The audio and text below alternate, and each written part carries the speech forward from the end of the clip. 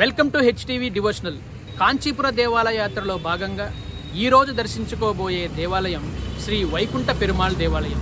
విష్ణు కంచిలో ఇది ఒక పురాతనమైన దేవాలయం. పల్లవ రాజైనటువంటి నందివర్మన్ నిర్మించిన అంతు చిక్కని గొప్ప రహస్యమైన దేవాలయ నిర్మాణం అయితే ఈ ఆలయంలో మనం చూస్తాం. అంతేకాకుండా భరద్వాజ మహర్షి తపస్సు చేసినటువంటి పుణ్యస్థలం, ప్రపంచంలోనే ఎక్కడా లేనటువంటి 3 గర్భగుడులు కలిగినటువంటి ఏకైక విష్ణు దేవాలయం. అంతేకాకుండా ఈ ఆలయంలో వైకుంఠ ఏకాదశి నాడు మాత్రమే ప్రత్యేకమైన విష్ణుమూర్తి దర్శనం అయితే మనకి కలుగుతుంది.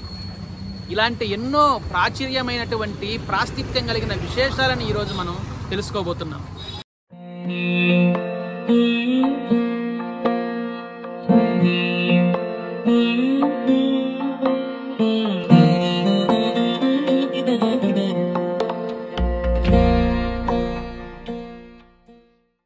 వైకుంఠ పెరుమాళ్ కోవెల 6వ శతాబ్దంలో పల్లవరాజు అయినటువంటి నందివర్మన్ దీనిని నిర్మించారు. దేశవ్యాప్తంగా విష్ణుమూర్తికి అంకితం చేయబడినటువంటి 108 దివ్య దేశాలలో ఈ ఆలయం కూడా ఒకటి. అంతేకాకుండా ఈ ఆలయంలో మనకి దర్శనమిచ్చే విష్ణుమూర్తిని వైకుంఠనాథునిగా, అమ్మవారిని వైకుంఠవల్లిగా ఇక్కడ పూజిస్తారు. ఈ విష్ణాలయము కాంచీపురంలోనే 2వ పురాతన ఆలయం. ఎంతో ప్రాశస్త్యం కలిగిన ఈ విష్ణాలయంలో ఎన్నో గొప్ప విశేషాలతో, గొప్ప శిల్పకళతో ఇమిడి ఉంది.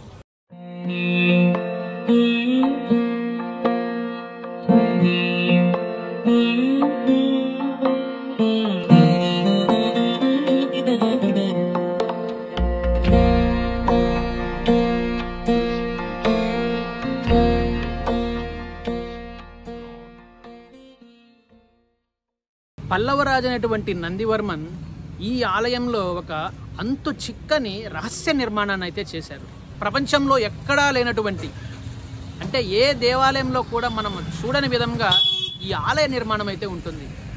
1 కాదు 2 కాదు, ఏకంగా 3 గర్భగుడులతో ఈ ఆలయాన్ని నిర్మించారు. కింది అంతస్తులో విష్ణుమూర్తి కూర్చొని మనకి దర్శనమిస్తారు. మొదటి అంతస్తులో విష్ణుమూర్తి శయన స్థితిలో మనకి దర్శనమిస్తూ ఉంటారు. చివరి అంతస్తులో ఉన్నటువంటి మూల విరాట్ నిలబడి సందేశాన్ని ఇస్తున్నట్టుగా మనకు దర్శనమిస్తారు. ఇంతవరకు చివరి అంతస్తులో ఉన్న మూల విరాట్ని ఎవరూ దర్శించుకోలేదు, ఎవరికీ కూడా అనుమతి లేదు.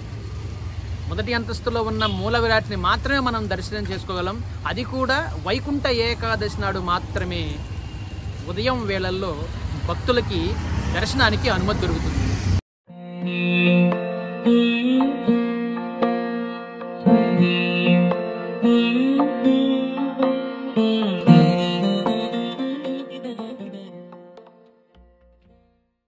ఈ వైకుంఠ పెరుమాళ్ దేవాలయానికి పరమేశ్వర విన్నగరం అనే ఒక పేరు కూడా ఉంది. ఆ పేరు వెనకాల ఒక పురాతనమైనటువంటి పౌరాణిక చరిత్ర ఉంది. పూర్వం ఇక్కడ భరద్వాజ మహర్షి తపస్సు చేస్తుండగా అటువైపుగా వెళ్తున్నటువంటి వనదేవతకి ఆకర్షితుడై వివాహమాడి ఒక శిశువుకి జన్మనిస్తాడు. తర్వాత వారిద్దరు ఎవరిపాటికి వాళ్ళు వెళ్ళిపోతారు. ఒంటరిగా మిగిలిన ఆ శిశువుని విష్ణుమూర్తి అక్కడికి చేర్చుకొని పరమేశ్వర అని నామకరణం చేస్తాడు. ఆ రోజు ఆ నామకరణం చేసిన శిశువే పల్లవరాజు అయినటువంటి నందివర్మన్. అందుకనే ఈ ఆలయానికి పరమేశ్వర విన్నగరం అనే పేరు వచ్చింది. కైలాసనాథ ఆలయాన్ని నిర్మించినట్లే పల్లవరాజులు ఇసుకరాయితో ఈ ఆలయాన్ని నిర్మించారు. ఈ ఆలయంలో ఉండే శిల్పకళలో కొంత అస్పష్టత ఉంటుంది. అంటే దొంగలు చాలామంది ఈ ఆలయం మీద దాడి చేశారు.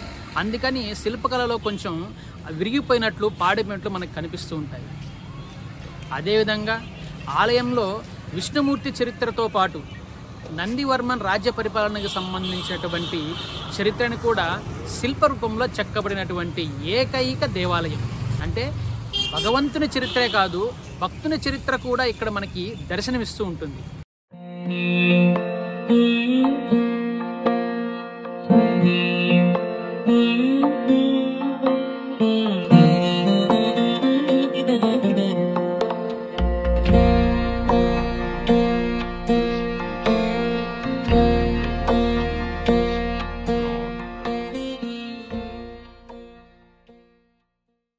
చూశారు కదండి, వైకుంఠ పెరుమాళ్ దేవాలయం యొక్క అంతు చిక్కని రహస్యాలను మనం తెలుసుకున్నాము.